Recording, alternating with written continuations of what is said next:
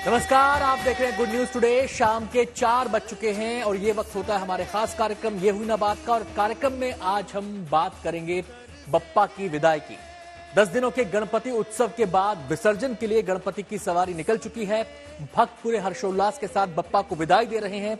बप्पा का जय घोष हर तरफ सुनाई दे रहा है।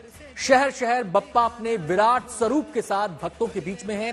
जैसे जैसे गणपति प्रतिमाएं विसर्जन के पथ पर बढ़ रही हैं, भक्तों का उल्लास देखते ही बन रहा है।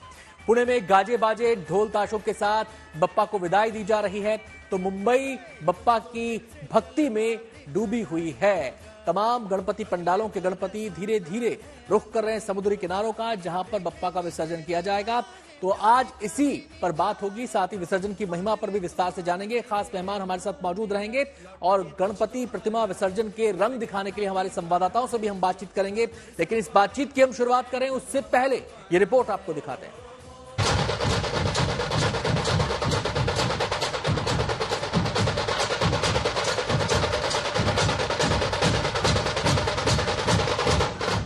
दस दिन विराजने के बाद भक्तों को उम्र भर का आशीर्वाद देकर बप्पा फिर से आने के लिए चल पड़े हैं।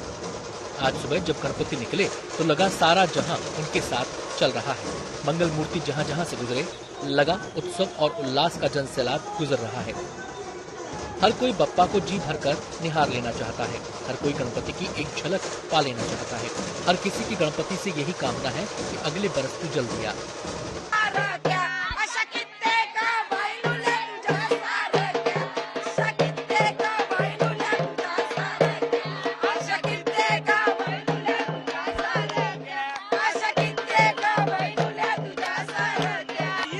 पारंपरिक नृत्य में और इस पारंपरिक गाने में ये सारी कोयली महिलाएं कहती हैं कि हम तुमको हंसते हुए यहाँ पर लाते हैं, हंसते हुए तुम्हारा स्वागत करते हैं और हंसते हुए ही हम तुमको यहाँ से विदा करते हैं।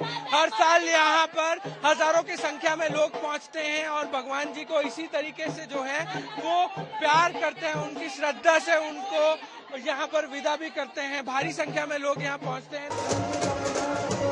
कहने को ये बप्पा के विदा होने की तस्वीर है, लेकिन इन तस्वीरों में उमंग के वो सारे रंग हैं जो एक साथ कम ही नजर आते हैं। कहीं अबीर गुलाल के रंगों के साथ बप्पा को विदा किया जा रहा है, तो कोई फूलों की बारिश करके लालबाग के राजा को विदाई दे रहा है। सबके मन में इस बात का सुकून है कि बप्पा के चरणों में जो वक्त गुजरा है उसने उनका जीवन धन्य कर दिया है। गणपति उत्सव केवल आस्था का पर्व नहीं है, ये समाज की ऐसी जीवंत झांकी है जो सभी को एक साथ ले आती है। यही वजह है कि बप्पा की भक्ति में ना कोई छोटा है, ना बड़ा, ना अमीर है, ना गरीब। तभी तो जब गणपति की प्रतिमा विसर्जन को निकलती है तो सड़कें लोगों से पट जाती हैं। चाहे लालबाग के राजा हों या फिर मुंबई के राजा, विदाई देने पूरा शहर उमड़ पड़ता है। लालबाग में मौजूद है और मेरे ठीक पीछे जो आप देख पा रहे हैं वो मुंबई के राजा यानी कि गणेश गली के जो गणपति बप्पा है उनकी जो विसर्जन यात्रा है वो शुरू हो चुकी है। आप हजारों की तादाद में जो भक्त है वो देख सकते हैं, क्योंकि भक्त अब फिलहाल नम आंखों से बप्पा को विसर्जन करने के लिए निकल चुके हैं। 10 दिन तक लगातार जो उत्साह था आज वो ठंडा पड़ जाएगा, क्योंकि लगभग 1 साल बाद अब ये मौका फिर से मिलेगा और इसलिए किधर भी जोश में कोई भी कमी नहीं। यहाँ पर आप देख सकते हैं जो मुंबई के राजा है और जबरदस्त ऊंची ये मूर्ति, और मुंबई के राजा सबसे पुराने मंडल और उसके लिए उनका मान सबसे ज्यादा है। केवल बप्पा की भक्ति का रंग ही अनूठा नहीं है, उनकी आस्था का उल्लास भी गजब का है। पुणे में जिस उत्साह के साथ गणपति उत्सव मनाया जाता है, बप्पा की विदाई का रंग भी उतना ही चटक होता है। यहाँ पारंपरिक वेशभूषा में बप्पा को बड़े ही अनूठे अंदाज में विदा किया जाता है। भक्ति के साथ संस्कृति का रंग गली गली नजर आता है। जोश है और यहाँ पर ऐसे अनेक ऐसे ढोल के ग्रुप है, ढोल पथक है जो बप्पा के विदाई में शामिल हुए हैं, जो यहाँ पर दिखाई दे रहा है। ये बेलबाग चौक के दृश्य है। पीछे आपको बड़ा सा ऐसा प्रभु श्री राम मंदिर की प्रतिकृति दिखाई दे रही है और उसके पीछे दिखाई दे रही है मंडई। यहाँ पर ही पहली सुबह की आरती होने के बाद 5 सम्मान के जो गणेश है उनकी विदाई शुरू होती है और वो विदाई आज यहाँ पर शुरू हो गई है। जोश दिखाई दे रहा है और जोश देखने जैसा है। दरअसल बप्पा की आस्था का संसार जितना अनंत है, उनकी सीमाओं का विस्तार भी उतना ही विशाल है। गणपति उत्सव के दौरान बप्पा की भक्ति का यही अद्भुत संसार निखर कर सामने आता है। बप्पा 10 दिन हमारे घरों, हमारी गलियों और हमारे मोहल्लों में विराज कर जा जरूर रहे हैं, लेकिन सबके मन में इस बात का उत्साह है कि बप्पा से मिला आशीर्वाद उनके साथ है। मुंबई से पारस दामा, सौरभ अख्तानिया के साथ पुणे से पंकज खेलकर, good news today.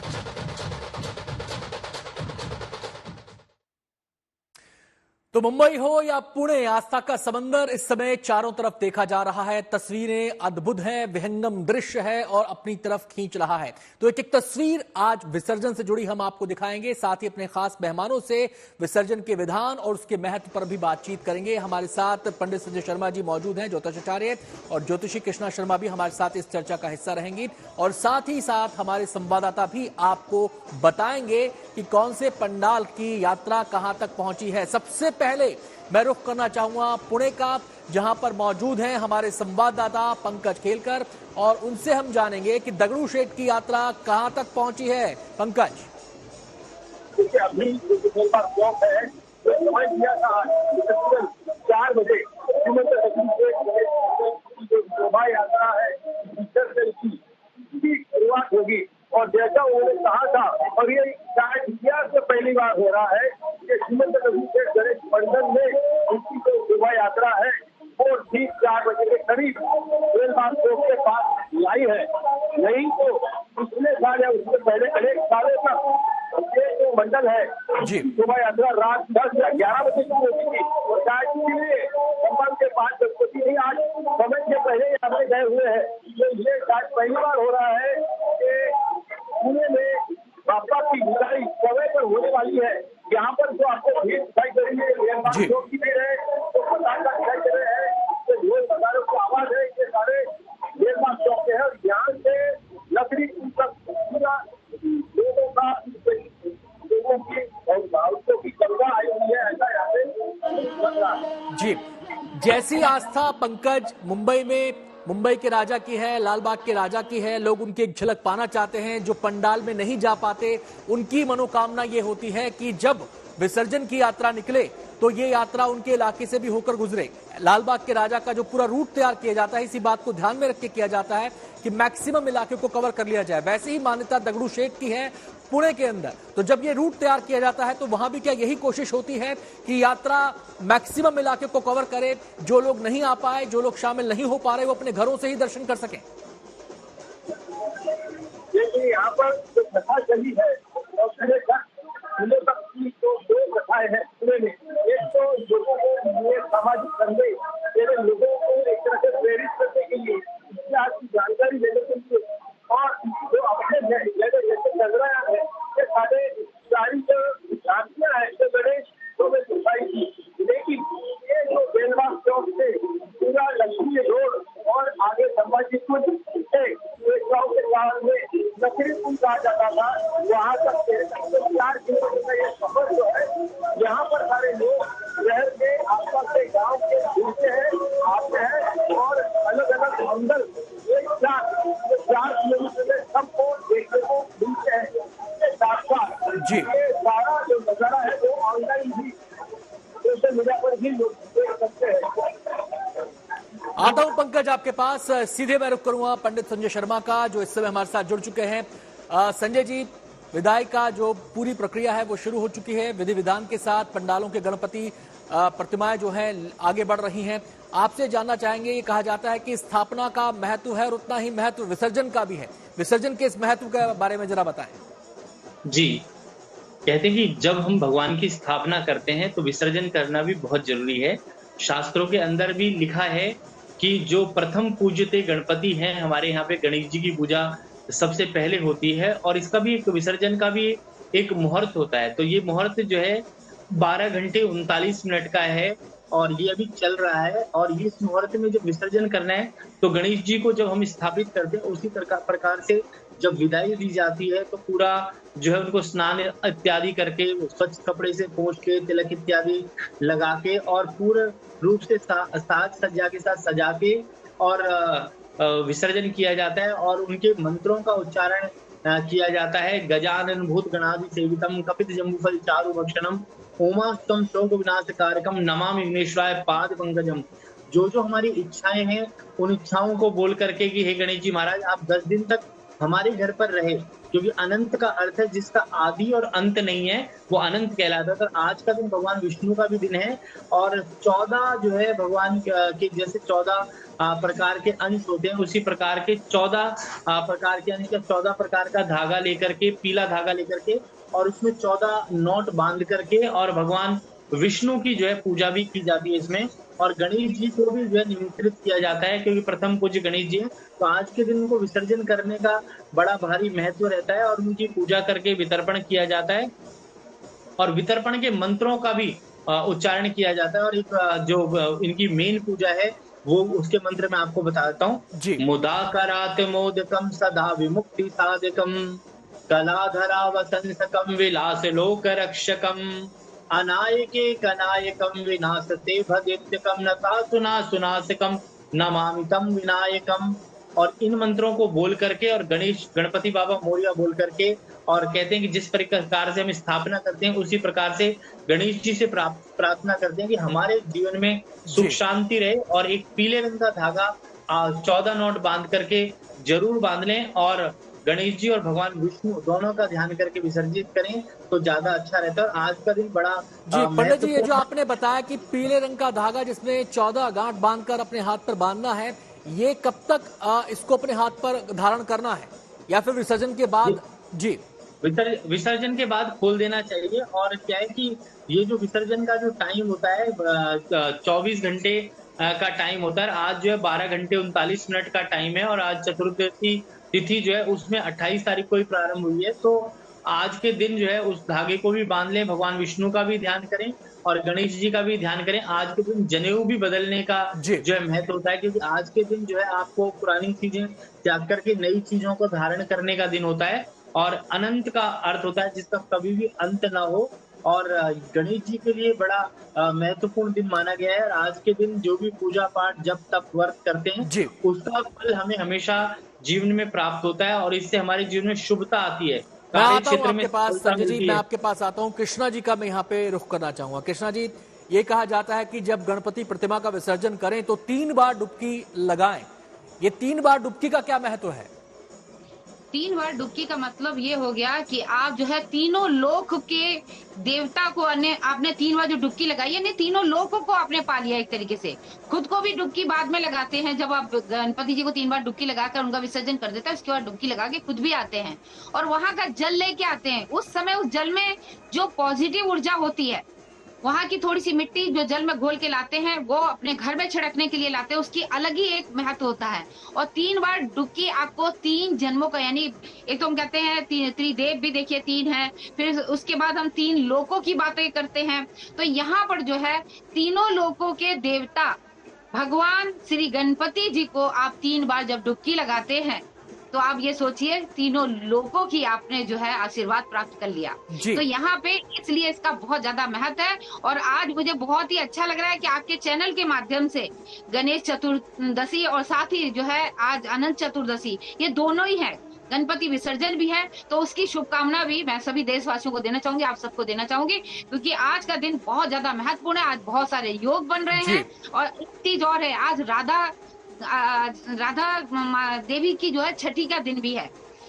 Radha ji की छठी का दिन भी बनाया जा रहा है। तो बहुत सारे संयोग बन रहे हैं, गुरुवार के दिन बन रहे हैं, भगवान विष्णु का दिन है, तो इसका आज का दिन बहुत ज्यादा महत्वपूर्ण हो जाता है। अनंत चतुर्दशी की जैसे आप बात कर रहे थे, जो 14 गांठों की जो धागा, पीले रंग का धागा बांधा जाता है, ये आपके लिए बहुत ज्यादा महत्वपूर्ण होता है।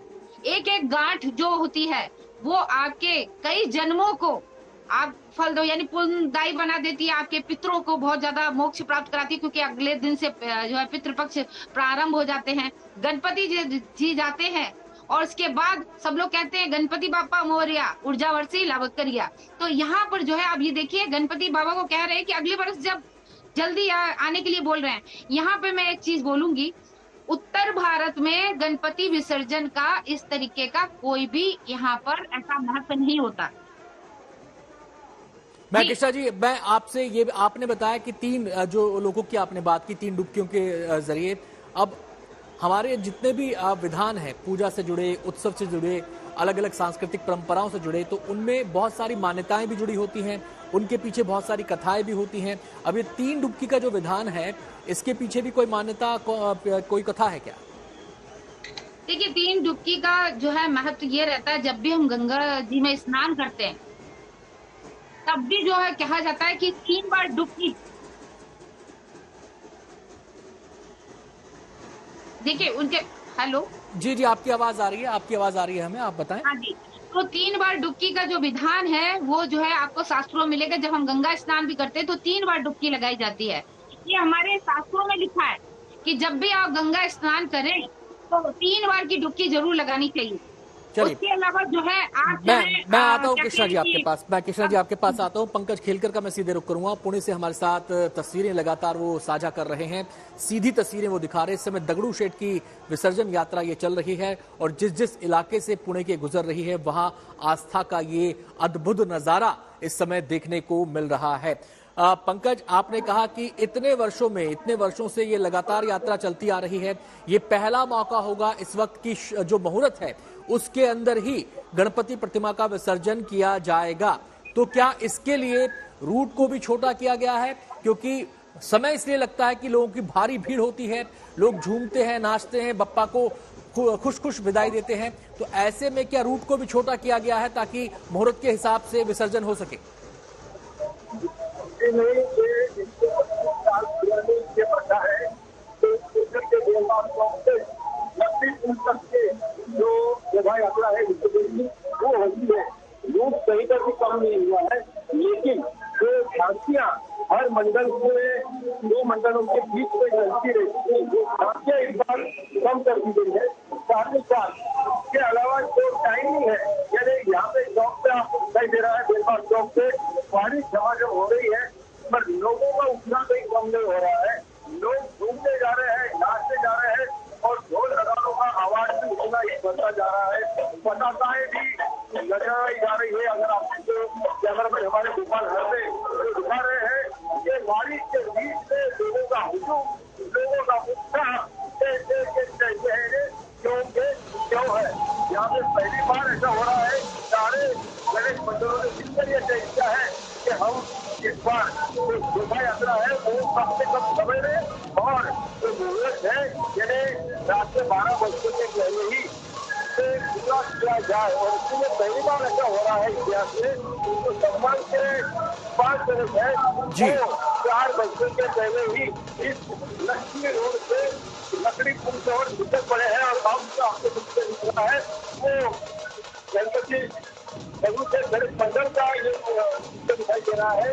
तो बड़े से रथ पर हजारों के एलईडी लाइट के साथ ये रथ अब निकल पड़ा है, जो बेलबाग चौक से थोड़ी ही देर में आएगा और लकड़ी पुल से और वो जाना शुरू करेगा। जी पंकज, जब विसर्जन यात्रा हुई है, जिस साल में विसर्जन यात्रा हुई है, हमने देखा बहुत सारी झांकियां निकलती हैं, बहुत सारे मंडल आते हैं, ग्रुप्स आते हैं जो अपनी अपनी प्रस्तुतियां भी देते हैं, लेकिन इस बार लग रहा है कि इनकी भी संख्या कम कर दी गई है। बिल्कुल, जो झांकियां हैं उनकी संख्या कम हुई है, मंडलों की संख्या नहीं कम हुई है, सिर्फ झांकियां कम की है। और हर एक मंडल को यानी सार्वजनिक गणेश मंडल को अनुरोध किया हुआ है कि वो हर जगह पर यानी हर चौराहे पर बहुत ज्यादा धूमधाम से जो नाचते हैं, गाते हैं, ढोल बजाते हैं, उसमें थोड़ा कंट्रोल किया जाए, थोड़ा नियंत्रण लाया जाए, ताकि समय कम लगेगा, लोगों को परेशानी नहीं होगी और समय के चलते यानी रात 12 बजे के पहले जो सम्मान के 5 गणेश है वो, इसके अलावा जैसे बाबू है, बाबूसाहब रंगारी है और गणेश मंडल, ये सारे अगर निकल जाते हैं तो लोगों को गणेश उत्सव का जो मुख्य होता है वो नजारा देखने का मौका मिलता है। और एक बात मैं आपको बताना चाहता हूँ कि यहाँ पर जो आप लक्ष्मी रोड से जो पूरा गुजरता है झांकिया, तो लक्ष्मी रोड नाम भी जो रखा था तकनीक के जो हुआ करते थे इससे 25 साल पहले, उनके पत्नी के नाम पर ये लक्ष्मी रोड है, उनके पत्नी का नाम लक्ष्मी था, उन्हीं के नाम पर ये लक्ष्मी है। पुणे में 1892 में प्लेग आया था और वो प्लेग की बीमारी में नेहरू सेठ ने अपने बेटे को खोया था और बेटे के रूप में उन्होंने गणपति की स्थापना की, इसलिए ये एक अलग महत्व है नेहरू सेठ का भी। आता हूं पंकज आपके पास, मैं सीधे अब मुंबई का रुख करना चाहूंगा। मुंबई से हमारे संवाददाता पारस दामा लगातार विसर्जन यात्रा की सीधी तस्वीरें दिखा रहे हैं, वो विहंगम दृश्य हमारे दर्शकों तक पहुंचा रहे हैं जो इस समय वहां पर नजर आ रहा है। पारस, हमने देखा पुणे में बरसात हो रही है लेकिन लोगों के उत्साह में, आस्था में कोई कमी नहीं है। लोग उतने ही जोश से भरे हैं, उतने ही उल्लास से भरे हैं और इस विसर्जन यात्रा में बप्पा का आशीर्वाद लेने के लिए पहुंच रहे हैं। मुंबई में इस समय यात्रा कहां पर पहुंची है और वहां पर क्या नजारा इस समय दिखाई दे रहा है? अनंत, कुछ क्षण हुए हैं कि मुंबई में बरसात बंद हुई है। लगातार पिछले 1.5 घंटे से भारी बारिश यहां पर चल रही थी मगर लोगों के उत्साह में कोई कमी नहीं थी। लोग लगातार भारी संख्या में रास्तों पे उतर रहे हैं और अपने प्रिय गणपति बप्पा को विसर्जित करने के लिए अलग अलग जगहों पर आगे बढ़ रहे हैं। मुंबई में हमने सुबह से ही अपने दर्शकों को बताया है कि किस तरीके से लोग अलग अलग जगहों से यहाँ पहुंचते हैं और भगवान के विसर्जन में हिस्सा लेते हैं। मुंबई का लालबाग इलाका जहाँ पर लोग भारी संख्या में पहुंचते हैं, यहाँ पर अलग अलग जो पंडाल है वो इसी इलाके से विसर्जन जहां पर गिरगांव चौपाटी पे किया जाता है गणपति बप्पा का, वहां पहुंचते हैं। यही वो रास्ता है। देखिए दृश्य कितना अलग है, कितना बेहतरीन दृश्य जो है वो यहाँ से जब गणपति बप्पा की कोई भी मूर्तियां निकलती हैं तो यहाँ पे जो छत पे लोग बैठे हैं ये सारे लोग पुष्प वर्षा करते हैं। जितनी भी मूर्तियां यहाँ से जाती हैं उन सबको मान सम्मान से विदा किया जाता है। लालबाग का दृश्य सबसे अलग होता है। जब लालबाग के राजा की प्रतिमा गेट के बाहर निकलती है तब लोग बड़े ही उत्साह से, बड़े ही खुशी से उनको विदा करते हैं। कुछ ही देर में लालबाग के राजा की मूर्ति भी एक पूरा राउंड लगाया जाता है। पहले लालबाग का जो ब्रिज है वो पूरा उनको घुमाया जाता है, उसके बाद इसी रास्ते से भाईखला की ओर लालबाग के राजा की विसर्जन यात्रा निकलती है। भाईखला से भिंडी बाजार जाती है। भिंडी बाजार में रात को 2 से 3 बजे के आसपास जो दृश्य होता है अनंत, बेहद अलग दृश्य होता है। ये दृश्य होता है जब मुंबई में भिंडी बाजार में आता हूं पारस आपके पास। चारों तरफ हर्षोल्लास का माहौल है, लोग बप्पा की भक्ति में डूबे हुए हैं, बप्पा को विदाई दे रहे हैं और अगले बरस जल्दी आने की कामना कर रहे हैं। सीधे हम रुख करेंगे मुंबई का। पारस दामा हमारे साथ मौजूद हैं। पारस, मुंबई में जब बात निकलती है लालबाग के राजा का जो विसर्जन यात्रा निकलती है तो लंबा समय इसमें लगता है। इस बार जो अनुमानित समय है विसर्जन का वो क्या है और इस समय जो यात्रा अपने रूट पर चली है वो कौन सी जगह पर मौजूद है?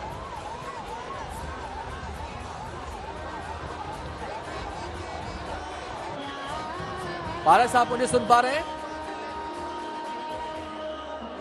लगता है पारस से हमारा संपर्क अभी स्थापित नहीं हो पाया। हम सीधे पंडित संजय शर्मा जी का यहां पर रुख करेंगे। संजय जी, विसर्जन के दौरान जिन लोगों ने अपने घर पर गणपति बिठाए हैं वो भी आज विसर्जन करने के लिए जा रहे हैं। हम जानना आपसे चाहते हैं कि इस समय जो परिधान होता है क्या उसका भी कोई विधान होता है? किस किस्म का परिधान, किस रंग का कोई विशेष महत्व होता है? देखो, पीला या हरे रंग का परिधान होना चाहिए और गणेश जी के लिए जो आप देखिए दूर्वा का प्रयोग करते हैं वो ग्रीन कलर की होती है और हरा और पीला, क्योंकि पीला इसलिए होता है क्योंकि आज विष्णु का भी दिन है और गणेश जी के लिए प्रिय वस्त्र भी हरा और पीला ही होता है। तो और हरा और पीला अगर मिलाओगे तो आप नीला कलर बन जाएगा। आप समझे, जो आकाश का कलर है।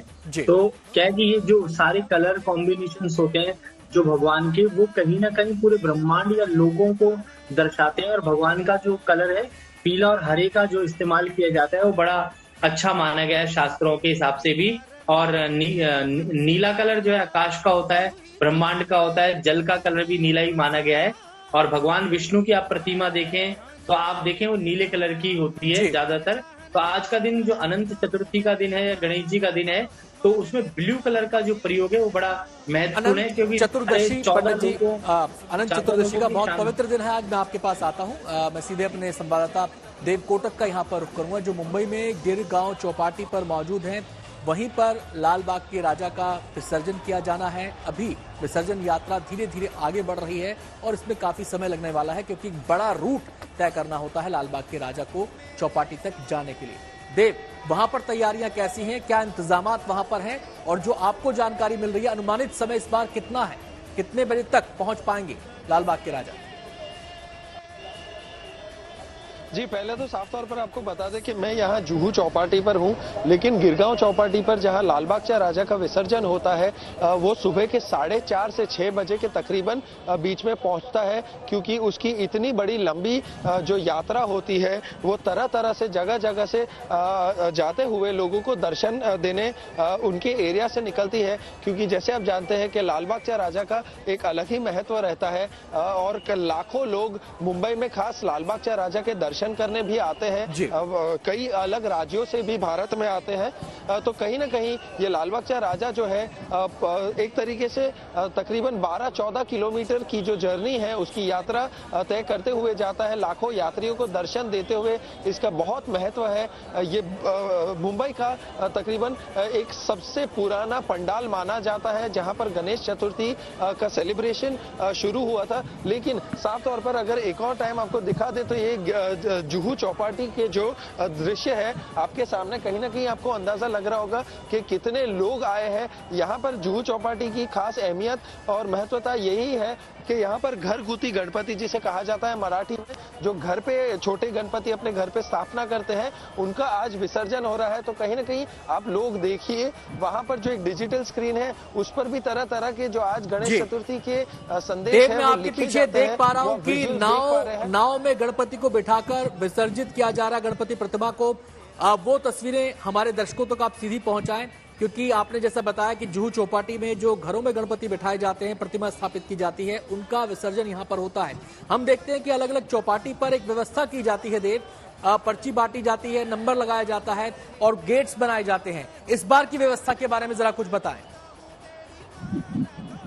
जी, साफ तौर पर बता दें, पहले तो जो आप पानी में जो गणपति जी का विसर्जन हो रहा है वहां पर सेफ्टी पर ज्यादा ध्यान देते हुए उसमें सिर्फ लाइफ गार्ड्स या जीवन रक्षक जिसे कहते हैं ये बीएमसी द्वारा रखे गए हैं। ये बीच के ही लोग हैं, कर्मचारी जी यहीं पर काम करते हैं। आम जनता को पानी में एक पॉइंट के बियॉन्ड जाने की अनुमति नहीं दी जा रही है। तो आप वो देख पा रहे कि लाइफ गार्ड जो है वो छोटी सी नाव में लेकर जाते हुए, लेकिन एक और बार कैमरा अगर हम यहाँ पर मोड़ के आपको दिखा सके तो जो ये सारे छोटे गणपति हैं उनकी आरती पूजा वगैरह इन्हीं टेबलों पर हो रही है। तो इस तरह की जो सुविधाएं हैं ये सारे सफेद शर्ट और टोपी में जो है यहाँ पे वॉलंटियर्स है आज के दिन रखे गए हैं। कुछ लोग पर्यावरण पर ध्यान देते हुए फूल और सारा जो चढ़ावा है वो एक तरफ निकाल लेते हैं मूर्ति से, ताकि पानी प्रदूषित ना हो। और कहीं ना कहीं देव आता हूँ आपके पास, हम सीधे रुख करेंगे पुणे का। पुणे से भी बेहद सुंदर तस्वीरें आ रही हैं और वहां पर लोग नाच गाकर झूमकर बप्पा को विदाई दे रहे हैं। और इस समय जो वहां पर आपको ये संगीत सुनाई दे रहा है ये कानों में रस घोलने वाला है, जरा सुनिए।